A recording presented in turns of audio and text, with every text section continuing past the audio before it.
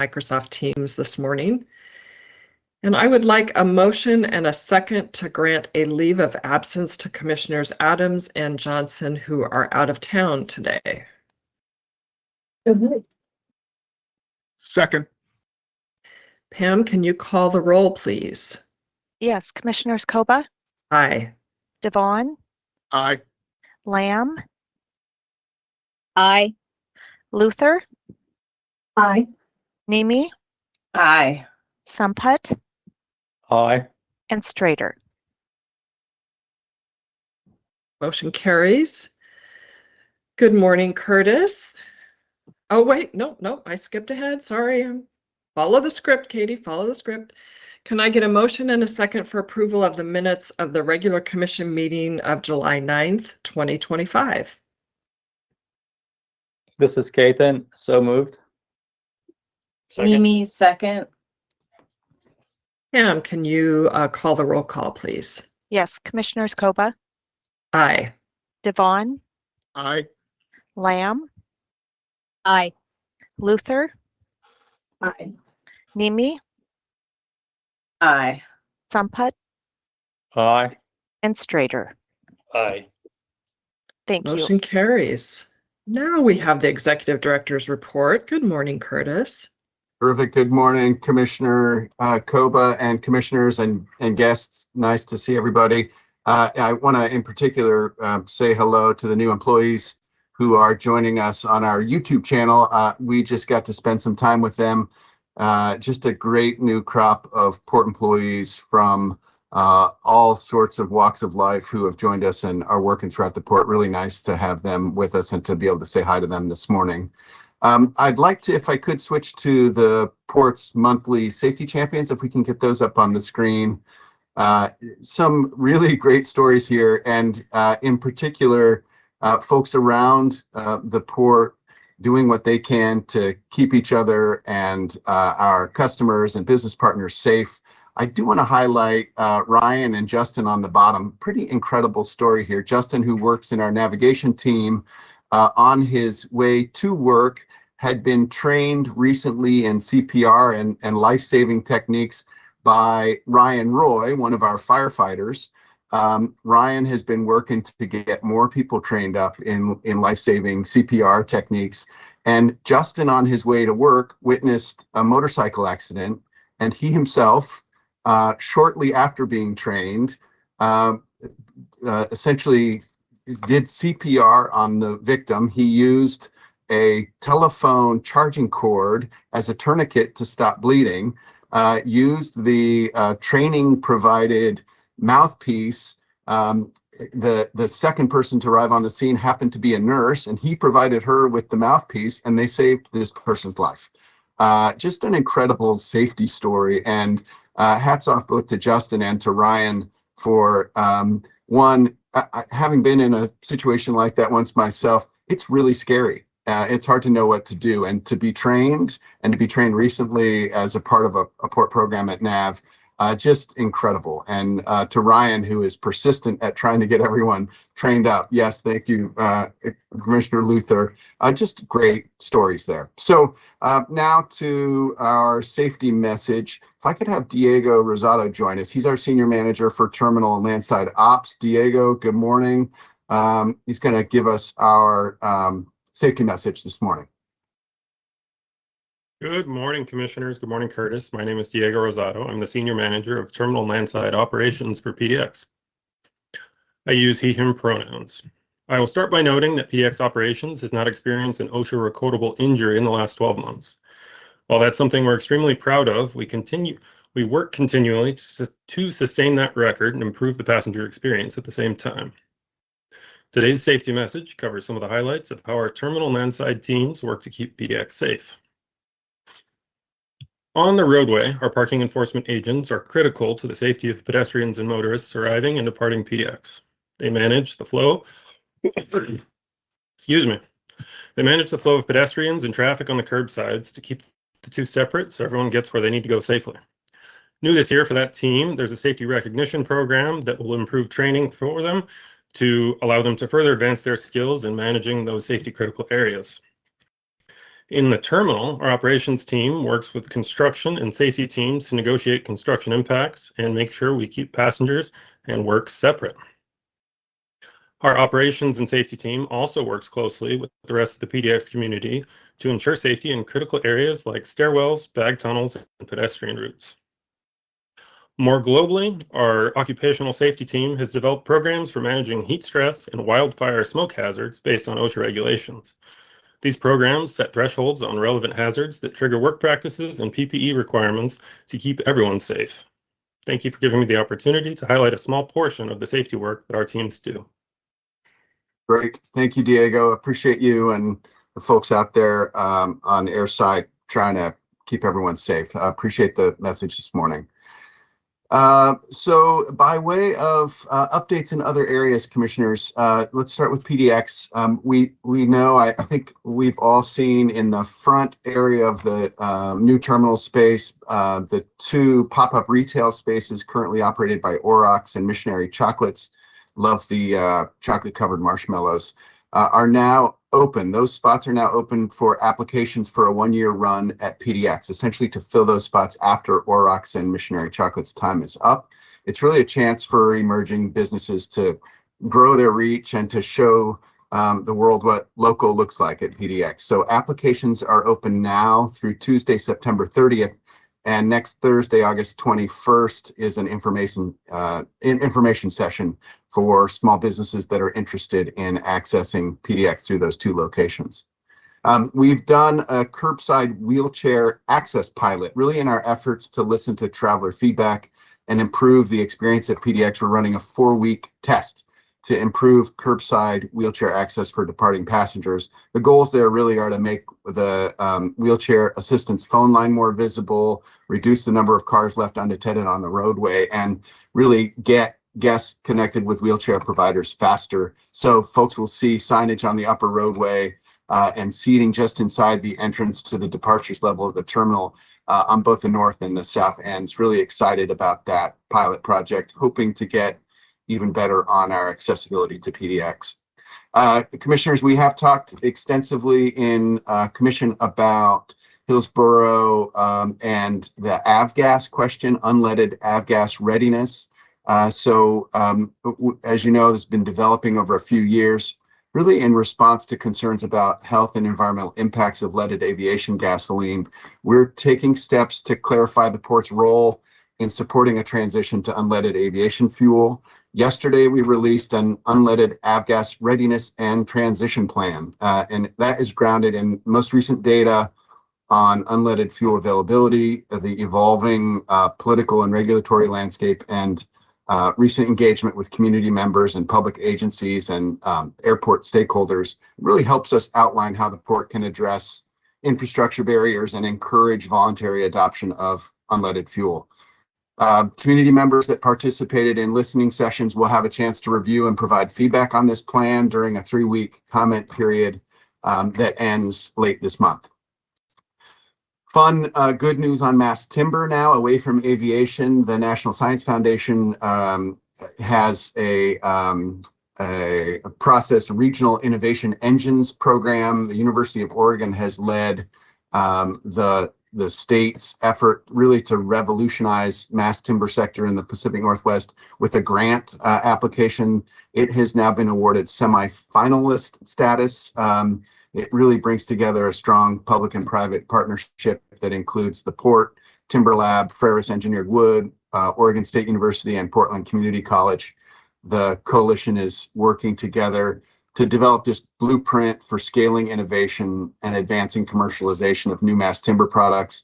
It is obviously connected to our work at Terminal 2, something, as you all know, having approved earlier this year, the Zog Timber Solutions lease. We're just really excited about it. If they win this effort, the U of O, it will receive an initial $15 million in the first 2 years and potential to receive up to $160 million over the next decade. So a really big deal. We've also talked a lot about Terminal 6 in commission, our container business at T6. And as you know, toward the end of the legislative session, we received good news that the state allocated funding for a $20 million investment in T6. securing this investment was one of the two preconditions for the lease with Harbor that you approved in late June. Considering the progress that we've made, we'll be using the 30-day extension provided in that approval to refine our path toward reaching a final agreement. We're working to maintain container operations at Terminal 6 in a way that meets our collective objectives, and look forward to having more to share with all of you on this in September.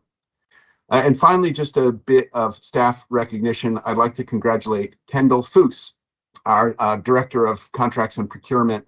She was recognized recently as the 2025 Procurement Manager of the Year by the Institute for Public Procurement. The membership is close to 20,000 people, countless state and regional chapters, and Kendall's just a rock star. The criteria around this award are the 6 values and guiding principles of public procurement, which are accountability, ethics, impartiality, professionalism, service, and transparency. Kendall is just really is the personification of those values. It's just a treat to have her lead our contracts and procurement team. Congratulations, Kendall. And Madam President, that was somewhat lengthy, but my comments for the day. Thanks for the time. Thank you. Thank you, Curtis. Questions or comments for Curtis? I'm not seeing any. I just wanted to take a moment again to thank staff that are working on the negotiations for T6, and appreciate the effort, the extension of the 1 month to continue those conversations, and the Commission's commitment to that work and doing everything we can to support the port in that work. So thank you. Can I get a motion and a second for approval of the Executive Director's report? So moved. Second. Pam, can you call the roll? Yes, Commissioners Koba, Aye. Devon, Aye. Lamb, Aye. Luther, Aye. Nemi, Aye. Sampat, Aye. and Strader. Aye. Thank you. Motion carries. We did not receive any public comment this month, so we will move on to our action items. And our first item is the Personal Services Contract Amendment, Northeast Airport Way and Northeast 82nd Avenue Interchange. And I'll ask Dan Pippinger to introduce the item. Good morning, Commissioners. Great to see you all today. This item is going to ask you to approve a personal services contract to take the interchange upgrade at 82nd and Airport Way to 100% design. This is part of an integrated landside program that we have that includes light rail, pedestrian, bike, and then vehicles as well. And when we think about vehicles, we think about taxis, rental cars, Uber and Lyft, what we call TNCs, and of course, personal vehicles as well as charter buses and things of that nature. I think the important thing here is to note that all of those modes come through that interchange, and it is the one way in and out of the airport for the public to get to and from the terminal. So this project's been on the books for quite a long time to improve the flow and decrease the number of conflicts at that interchange. And we delayed the project when COVID pandemic came because volumes dropped, but we're needing to move forward with this project now. Going to 100% design will allow us to be competitive for other government funding as we move forward, but we do have this as a funded project in our capital improvement program at PDX. So with that, I will turn it over to Sean Loughran, the Director of Planning and Development, and Chris Edwards, our Engineering Project Manager, to talk a little bit about the project and ask for your approval. Thank you, Dan. Good morning, President Koba. Good morning, Commissioners. We're excited to get to talk about the intersection of 82nd Avenue and Airport Way. Next slide.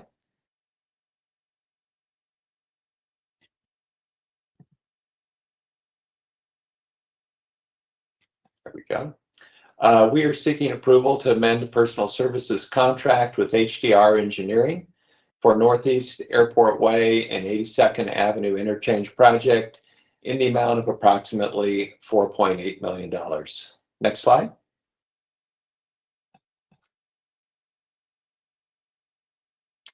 Just taking a minute to orient you to the project, and I suspect as you come to and from the airport, you're fairly familiar with this location. 82nd and Airport Way, the intersection is about halfway between I-205 and the airport terminal. If you don't know, the Port of Portland owns Airport Way between I-205 and the airport terminal, and we own and maintain 82nd Avenue between Airport Way and Alderwood Road to the south. It's really important as we talk about this project to understand that while the port has key facilities to maintain access to the airport terminal, we're talking about a system. And so to make the entire system work, we have to rely on facilities that are provided by our partners, and we maintain close relationships with those partners, whether that's the Portland Bureau of Transportation, the Oregon Department of Transportation, or TriMet that provides light rail service for the airport. So understanding that regional context and our role within it is really important in understanding this project and how it fits. Next slide, please.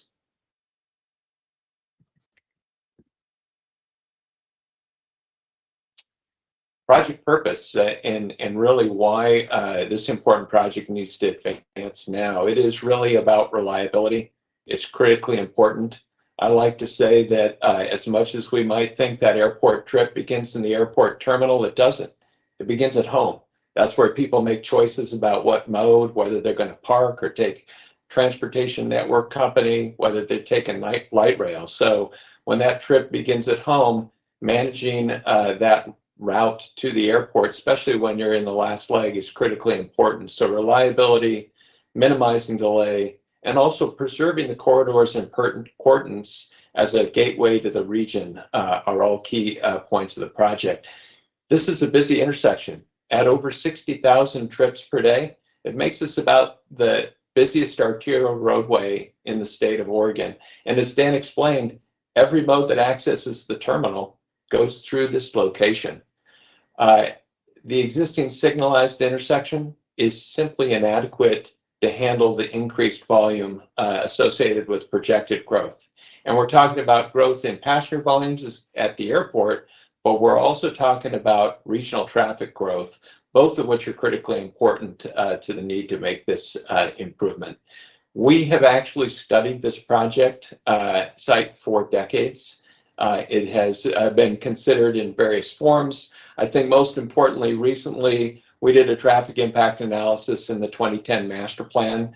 We scoped that in partnership with the City of Portland and the Oregon Department of Transportation. This intersection was identified as critically important in the planning period. That planning period goes out to 2035. As Dan mentioned, we had a projected time frame for when it needed to be done, and we've adjusted that based on traffic volume changes, particularly as those changed in relation to COVID. In 2015, with a whole bunch of our regional partners and a lot of public engagement, we picked a preferred alternative. And since then, we've advanced that to 30% design. And what we'll talk today is about how we kind of close the final chapter of this and finish 100% design. So talking about design today. Next slide, please.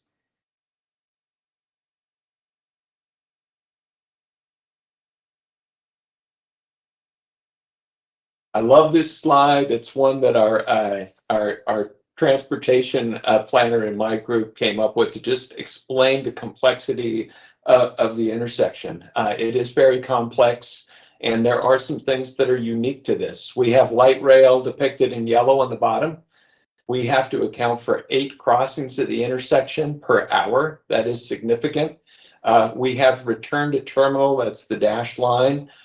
U-turn, essentially when we did the rental car project, when we did the P3 garage, we also put in a new parking plaza, and when we put in the new parking plaza, we relocated return to terminal, and it became part of what needs to be accounted for in this intersection. What we're really trying to solve for with this project are the 3 red lines. Those 3 primary movements have to share that signal's green time. And what happens is there's just too much competition for that green time in the signal as the volume of traffic increases. What's unique about this intersection also is that we're not dealing with just 2 peak traffic periods per day like you see on the rest of the regional system that coincide with the AM peak hour, people going to work, and the PM peak hour, where people are coming home. We have 3 additional peaks that we have to account for. So we have that AM PM peak hour that's about 6 o'clock in the morning. We have what we call the noon balloon, which has got our highest volume of people arriving and departing in the middle of the day. And then we have a large arrivals volume that comes in the evening. So each of those areas, so that is that total of 5 different peak hours, are what we're trying to address in the design of the intersection. The solution to this is what Chris will talk about on the next slide. You'll get to see kind of what the approach is in terms of design. Next slide, please.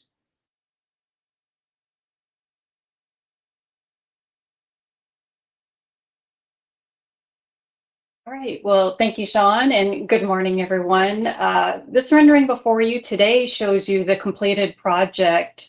Want to point out some key features of the new project. Next slide.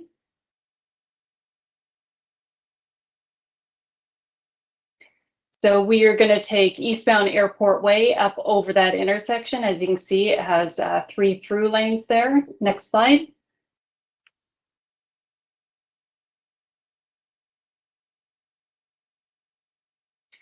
We have dual right turns from eastbound Airport Way down to southbound 82nd Avenue. Next slide.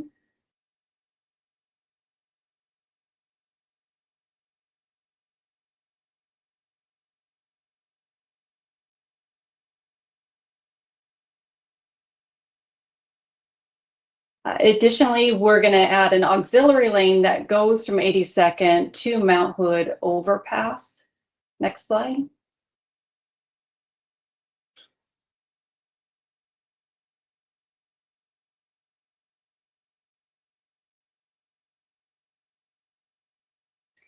We have the pedestrian and bike crossing on the east side intersection. And lastly, we have the return to terminal U-turn.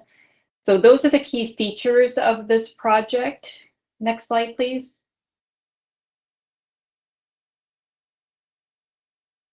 So with the work contract before you today for HDR, some of the key features are they're going to complete that final design. So we have the bridge, roadway, illumination. There's going to be further geotechnical investigation for our bridge, utility design, storm drainage. Obviously, project phasing is so important for the constructability and operations. Further, we have environmental and permitting. And lastly, the aesthetics or our landscaping out there. So next slide, please.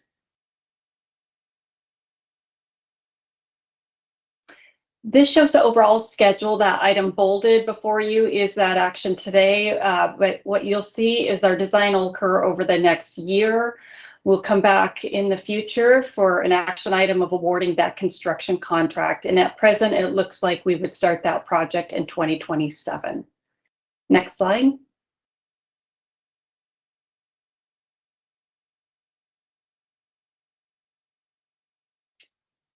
This shows our overall budget and funding for the design. Again, that personal services amendment today, our previous service contract.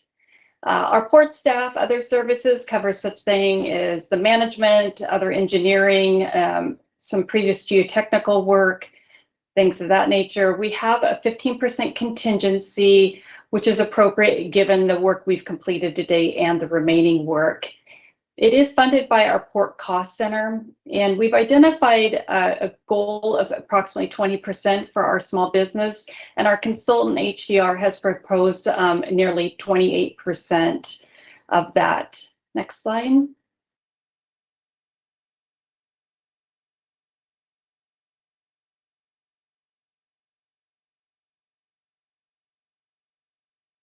Staff requests approval of the Executive Director's recommendation. Thank you. Thank you, Sean and Chris and Dan. Commissioners, questions?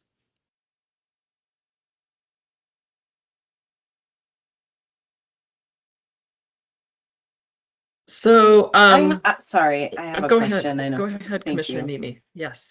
And please just remind me, I believe that there was some state funding that was involved in this project. Could you remind me how much that was? Actually, no state funding involved in the project so far or for this part of design. Do you expect there to be some state funding? I think given that aren't some of these roads owned by the state? Yeah, good question. I would, so we're kind of right now figuring out what our best funding strategy would be. Our expectation is that this is probably best suited to federal funding, so DOT money. There's a couple programs that we're tracking. You might be thinking about the state's Connect Oregon program, which we have been an applicant and received funding for in the past. With this particular one, the Port of Portland owns the entire intersection, and we own Airport Way between 205 and the terminal, and we own and maintain 82nd all the way south to Alderwood Drive. So it's entirely ours. We've worked with those partners to kind of define the preferred solution design. But my expectation is that as we go after grant funding, which we intend to, that the federal sources are really the most significant and kind of our best option. Thank you. It's probably way too early to guess, but any idea what kind of ballpark number we're looking at for construction? Total budget right now is approximately 110 million overall budget. So we're going to refine that as part of this initial design work. Okay. I think the thought that comes to mind, and sometimes things happen for a reason, and we learn from our experience, hence the issue we had a couple of weeks ago.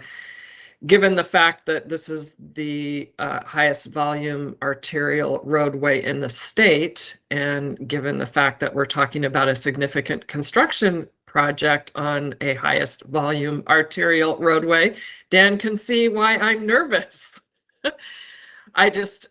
And I know that there are ways to design these projects to minimize impact, but there's no way to completely remove impact. And just thinking as we go forward about the traffic that we currently have and construction and how that can impact and potentially back up traffic, I think will be really important, as well as our communication strategy.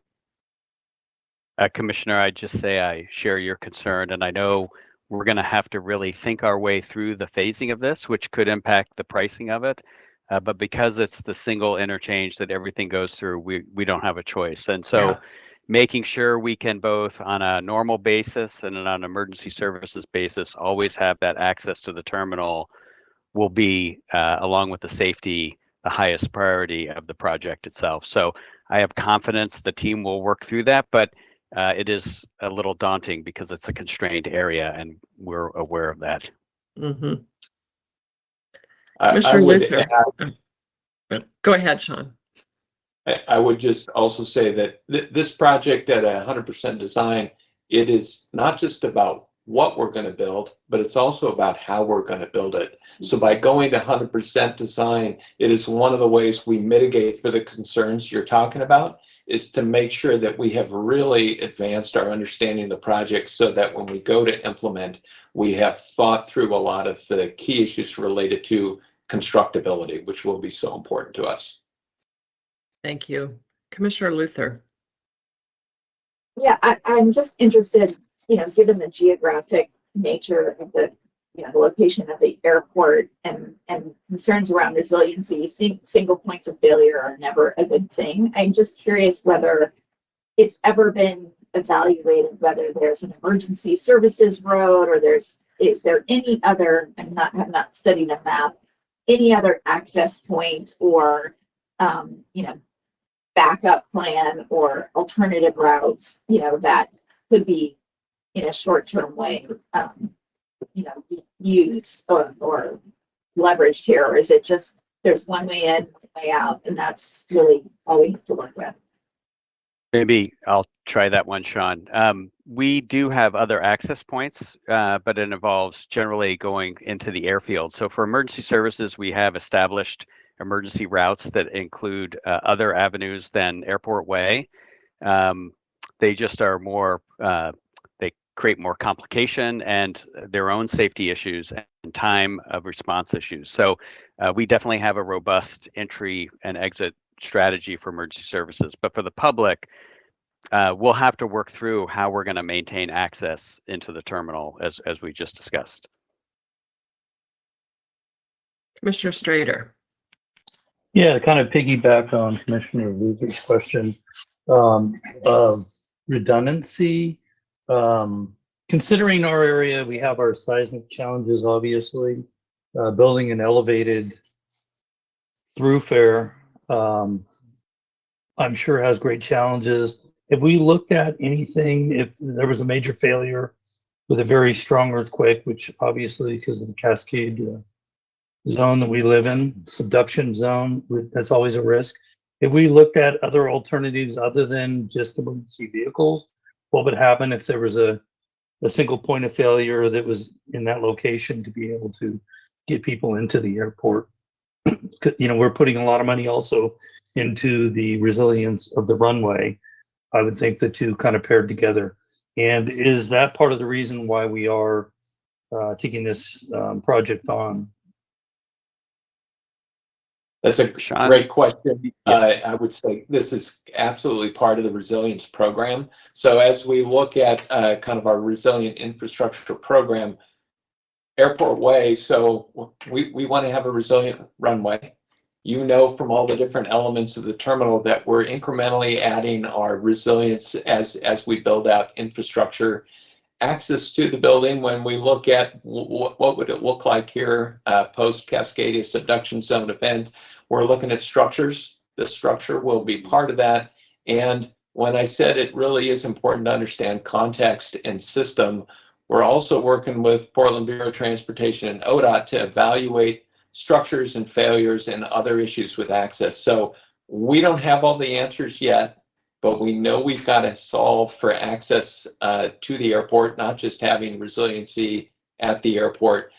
So ongoing work, but that is a key focus of our efforts right now. Thank you. Any other questions or comments? Great. Can I get a motion and a second for approval of the executive director's recommendation? So moved. Second. Pam, can you please call the roll? Yes, Commissioners Koba, Aye. Devon, Aye. Lamb, Aye. Luther, Aye. Nemi, Aye. Samput, Aye. and Strader. Aye. Motion carries. Thank you. Boy, there's never a dull moment at the port now, is there? Woohoo! Okay, our final, action item is adoption of fiscal year 25-26 executive director performance goals and objectives. And colleagues, I believe you all had a chance to review multiple times and provide input. I am going to ask Curtis to go through a slide deck and then we can further discuss as we choose. So Curtis, please. Terrific. Thank you, Katie.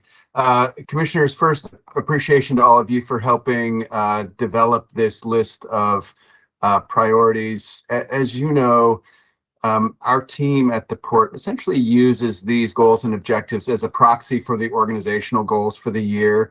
The intent is that as your sole employee, your hire and fire employee, that I am being accountable to you for the things that you think are big and important and on the list. So there are 9 items here. Obviously, by no means are these the only things we're up to, but these are the ones that essentially elevate to the category of organizational enterprise priorities. They're in 3 primary buckets. trade and economic development, aviation, and organizational health and development. This is, I think, a set of the right items. They really focus on efficiency and execution. The intent of them, and I appreciate some of you helping me out with specific language, is to be smart goals, specific, measurable. This is the good MBA test now, achievable, relevant, and time bound. And these are all items that we think are significant for the port as an organization in this fiscal year. So through the end of June next year. On this first page, you'll see strategic transitions and development in trade and economic development. They're really about moving forward with the Terminal 6 business plan. That is driving to a decision and executing on a decision, regardless of whether that is open or closed. It's about moving forward. Terminal 2 is really elevating the work that you, as noted earlier, approved earlier this year with Zog Timber Solutions, moving that into the next phase of development at T2 and taking the steps required to build that project out this fiscal year. And then 3, really managing forward the lower Willamette obligations. As you all know, this thing has been going on for 20 years. We are seeking to make it a meaningful year in steps toward progress to resolving the port's obligations. Next page, please. Next slide.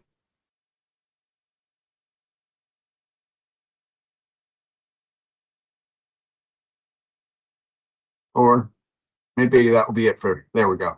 That's just fine. Let's just do 3. Here on aviation, this is really about expansion and air service growth and long-term planning at PDX. First, successful completion and movement through phase 2 of the terminal core project.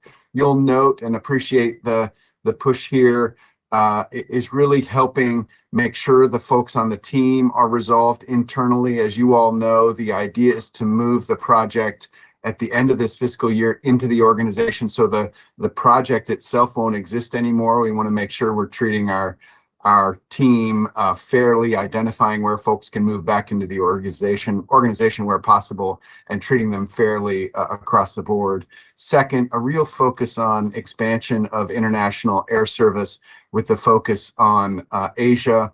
As you all know, we really would like to get that flight started again to Seoul with hopefully Korean Air. Second on that list is really thinking about how we restart service down to Mexico City. And then finally, one that I know a couple of you are involved in, the PDX master plan, is really setting us up for the next 10 years of engagement, investment, and growth out at PDX. Why don't I do the next slide, and then we can tackle this however you like, Commission, in terms of questions or comments. This is Foundations for Organizational Growth, Development, Modernization, and Talent Strategy. First, promote and facilitate economic development. This is really about engaging with the governor's office on trade and trade missions, supporting the state's economic development strategy. There is actually statutory funding for a statewide strategy, which is about an industrial strategy. Appreciate Commissioner, one of you in particular, really helped push on how do we engage with the state on creating and supporting that strategy development. And then finally, in a somewhat uncertain time, moving with some alacrity on the foreign trade zone tool and helping our business partners connect to that tool. Second, here in the Foundations for Organizational Growth, as we've talked about, enterprise resource planning is now underway. This is a big organizational commitment, touches all parts of our business, is expensive, and will have a big impact. For me, in this front end, it's really about change management and making sure we have our arms around who's going to be impacted, how behaviors will have to change, and making sure we get the right people in the right decisions, really with an effort that, while it sits in the CFO's team, is being co-chaired by business line, both aviation and TED, really important links directly to the business. And then finally, undertaking and finishing the phases of our total rewards program to really think about how we are compensating our employees, how they're rewarded, and making sure we're adjusting our policy setting to keep us competitive, make sure we're benefiting employees and also recognizing them where they are doing exceptional work. So, Madam President, that is a summary of the items. Again, folks have had pretty extensive engagement on the language.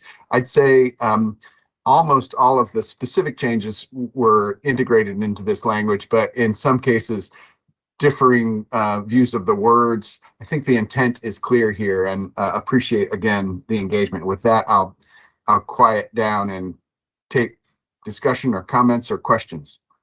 Thanks, Curtis, and appreciation to you for your outreach to all of us. I know you had probably multiple conversations with many of us, and I certainly feel like the document that we have in front of us is a good, solid document for the coming year. Questions, comments by commissioners?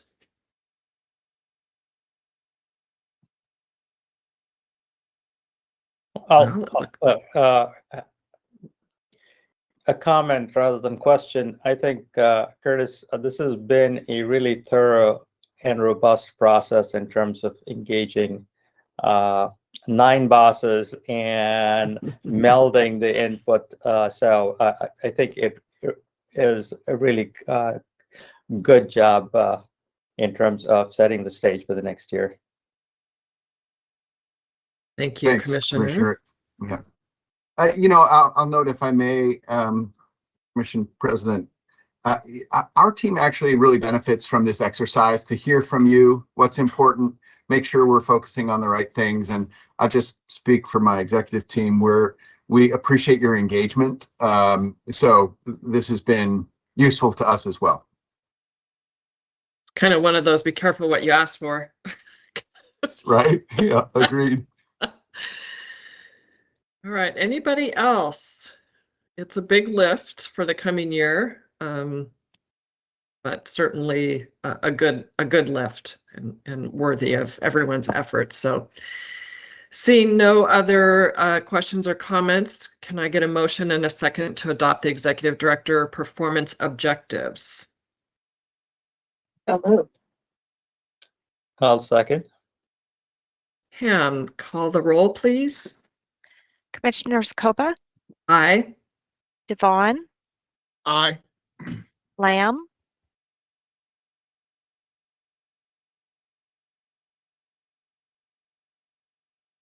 Commissioner Luther, Aye. Nemi, Aye. Samput, Aye. and Strader. Aye. Motion carries. Thank you, everyone. This is the end of our agenda. Hopefully you survived the last few days of nice toasty temperatures. I don't know about you, but as I've become more wise, I don't like 100-degree heat. So it's nice to be beyond that. And I'm sure it places stress on port operations that we don't see. So thanks to all of you and the port staff for working through those conditions. Hope you all enjoy the rest of your summer. Next month, I will participate, but Commissioner Luther is going to lead the commission meeting because, yes, I will be lighting our buck at the Pendleton Roundup. So between now and then, you all have enjoy the weather. Take care, and we'll see you next month. Meeting's adjourned.